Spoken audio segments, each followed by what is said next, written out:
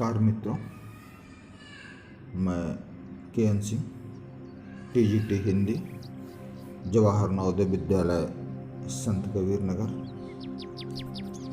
आज कक्षा 8वीं के बच्चों के लिए बसंत भाग 3 का पहला पाठ ध्वनि लेकर उपस्थित हूँ। यह कविता जो सूर्यकांत त्रिपाठी निराला द्वारा लिखी गई है। आइए सबसे पहले हम लोग काव्य का वाचन करते हैं। अभी न होगा मेरा अंत, अभी अभी ही तो आया है मेरे वन में मृदुल बसंत। अभी न होगा मेरा अंत, हरे हरे ये पात, डालियां कलियां कोमल गात। मैं ही अपना स्वप्न मृदुल कर फेरूंगा निद्रित कलियों पर, जगह एक प्रत्यूष मनोहर। पुष्प पुष्प से तंद्रालस लालसा खींच लूंगा मैं, अपने नव जीवन को अमृत सहर्ष सींच दूंगा मैं। द्वार दिखा दूंगा उनको, है मेरे वे जहां अनंत। अभी न होगा मेरा अंत। तो बच्चों, इस कविता में आप लोगों ने सूर्यकांत त्रिपाठी निराला की अभिव्यक्तियों को आपने देखा। जैसा कि शीर्षक से ही हमें पता चलता है कि इस कविता का नाम है ध्वनि। ध्वनि, यह किस चीज की ध्वनि है, सवाल है। जैसा कि हम कविता पढ़ रहे थे, कवि के मन की एक दृढ़ संकल्पना है, एक कवि का आत्मविश्वास है। इसलिए यह ध्वनि उस आत्मविश्वास की ध्वनि है, कवि के मन की आत्मविश्वास की ध्वनि है, कवि के अंतरात्मा की ध्वनि है। जैसा कि आप को पता होगा, सूर्यकांत त्रिपाठी निराला जो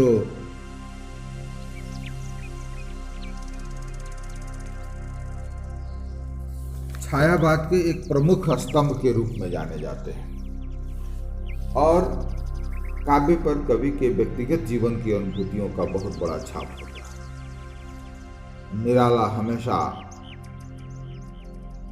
आत्मसम्मान में जीने वाले व्यक्ति थे, बड़ा ही प्रखर व्यक्तित्व था और हमेशा अपने विरोधियों को चुप कर देने की साहस निरागला की संकल्पनाओं में देखने को मिलती है। कभी भी इस ध्वनि कविता में अपने अंतरात्मा की आत्मविश्वास को प्रकट करके अपने आलोचकों को चुप करना चाहते हैं, क्योंकि कवि के मन का विश्वास है कि अभी मेरे जीवन का अंत होने वाला नहीं है, यानी मेरे अस्तित्व को कुछ होने वाला नहीं है। निराला जो छायावाद के प्रमुख स्तंभकार के रूप में माने जाते हैं, छायावाद आधुनिक हिंदी साहित्य की काव्य की एक विधा है जिसमें खास तरह की कविताएं लिखी गई, और छायावाद की एक विशेषता है जिसमें कवि अपने जीवन की निजी अनुभूतियों को हमेशा प्रकट किया है। तो इसी संदर्भ में हम निराला के इस आत्मविश्वास को ध्वनि कविता में देखेंगे। यह ध्वनि साधारण ध्वनि नहीं है, कवि के आत्मविश्वास की ध्वनि है। तो कवि प्रकट करते हैं का ये हम काव्य में आए हुए कुछ शब्दों पर जोर डालते हैं, जो शब्द शायद हमारे लिए थोड़ा, जिनका अर्थ हम जान लेंगे तो हमारे रास्ते को आसान कर देंगे। मृदुल शब्द आया है काव्य में आपको, मृदुल बसंत। पात शब्द आया है, पात का अर्थ होता है पत्ता। गात का अर्थ होता है शरीर। निद्रित का अर्थ होता है सोया हुआ, निद्रा में। प्रत्यूष प्रातः काल की बेला को बोलते हैं, और तंद्रालस का अर्थ है नींद से अलसाया हुआ, और लालसा कुछ पाने की चाह। एक शब्द हमारे काव्य के इन पंक्तियों में आएंगे। आइए हम लोग पुनः इस पर विचार करते हैं, कवि की इस अंतरात्मा की ध्वनि को। अभी न होगा मेरा, अभी अभी ही तो आया है मेरे मन में मृदुल बसंत। कवि के अंतरात्मा की ध्वनि। वसंत के बारे में आप जानते हैं, वसंत हमारे यहाँ ऋतुओं का राजा कहा जाता है, और इस ऋतु में पेड़ पौधे सब जीव जगत में एक अलग तरह की खुशहाली का संचार आपको देखने को मिलता है। और सभी पेड़ पौधे की एक हार्दिक इच्छा होती है कि यह बसंत जो मेरे जीवन में आया है, ये सदाबहार बसंत कभी मेरे जीवन से इसका अंत न हो। कभी ठीक इसी तरह से एक परिकल्पना करता है, उसके अंदर एक उत्साह है, उसके अंदर एक ऊर्जा है, एक उसके अंदर जीने की चाहत है कि मेरे जीवन का अभी अंत नहीं होगा, क्योंकि मेरे भी जीवन में अभी अभी बसंत का आगमन हुआ है, मेरे जीवन में नवीनता का संचार हुआ है। इसीलिए मृदुल बसंत, नया नया कोमल बसंत का आगमन हमारे जीवन में हुआ है। इसीलिए कवि अपने जीवन का अंत नहीं होने देना चाहता है। तो सवाल है कि कवि अपने जीवन का अंत क्यों नहीं होने देना चाहता है? तो इसका सबसे सटीक उत्तर यही होगा, क्योंकि कवि के जीवन रूपी बगिया में अभी अभी बसंत का आगमन हुआ है, और कौन चाहेगा कि अपने जीवन से इस खुशियों को, इस आनंद की परिसीमा का परित्याग करे। कभी अपनी उसी संकल्पना को, उसी आत्मविश्वास को और मजबूती प्रदान करते हुए कवि कहता है, हरे हरे ये पात, डालियां, कलियां, कोमल गात। एक संकल्पना है पेड़ के जीवन की। इस संकल्पना में आप देखिए, जब भी पेड़ पौधे, उनकी टहनियां, उनकी डालियां बसंत ऋतु में कैसे नई नई पत्तियों से, कोमल कोमल कलियों से उनका कोमल कोमल शरीर कैसे लद जाता है। पेड़ के अंदर एक नई ऊर्जा, एक नवीनता का संचार होता है, एक नूतनता का संचार होता है, उनके जीवन में एक खुशहाली का श्रृंगार होता है। तो जो ये हरे हरे पात, ये डालियां, ये कलियां, ये कोमल गात, कवि का अपने जीवन के प्रति एक मोह है, उसका वो परित्याग नहीं करना चाहता है। चाहता है मैं ही अपना स्वप्न मृदुल कर, मैं अपने जीवन में जितने भी संकल्पनाएं हमने की है, जितने भी तरह के स्वप्न देखे हैं, इस अच्छे दिन की संकल्पना हमने बहुत दिनों से की है, और यह अर्जित हुई। ये हरे हरे पात, डालियां, कलियां, कोमल गात जैसे पेड़ के जीवन में खुशहाली का प्रतीक है, उसी तरह कवि के जीवन में ये आत्मसंतोष का प्रतीक है, उसकी खुशहाली का प्रतीक है, उसकी समृद्धि का प्रतीक है। और कवि अपने इन सारे सपनों को सजोना चाहता है। अब मैं ही अपना स्वप्न मृदुल कर अपने सपनों एक मीठा सपना जगाऊंगा, ताकि यह जो आत्मविश्वास है, यह आत्मविश्वास हमारा अडिग रहे। फेरूंगा निद्रित कलियों पर।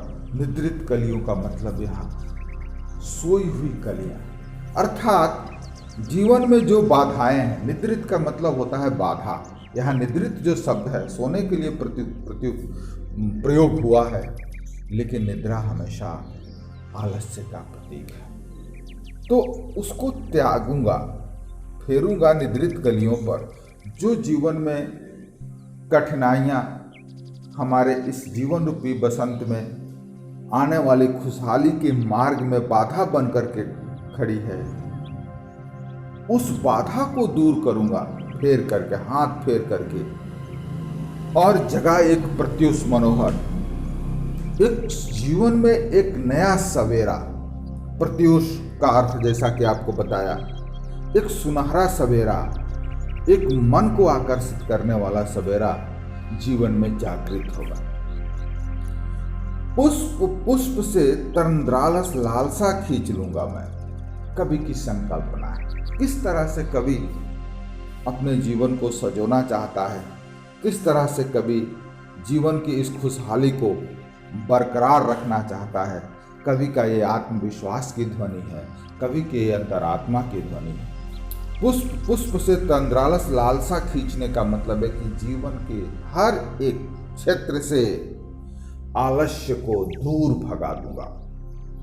अपने नव जीवन का अमृत सहर्ष सींच दूंगा मैं और पूरा जोर लगाऊंगा, पूरी ताकत लगाऊंगा, पूरी क्षमता लगाऊंगा और एक एक जीवन के हिस्से को अमृत पान करा करके मैं अपने जीवन में आत्मविश्वास के साथ अडिग रहूंगा, दृढ़ता से डटा रहूंगा। अपने आलोचकों को वो चुप करना चाहते हैं कि अभी मेरा अंत होने वाला नहीं है, क्योंकि अभी ही मेरे जीवन में बसंत का आगमन। तो पुष्प से तंद्रालस लालसा खींच लूंगा, हर एक फूल से आलस्य को दूर भगाऊंगा।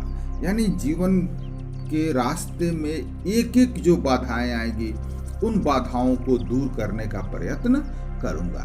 ये मेरी संकल्पना है, ये मेरी दृढ़ता है, ये मेरा आत्मविश्वास है कि अपने जीवन को अमृत सहर्ष सींच दूंगा।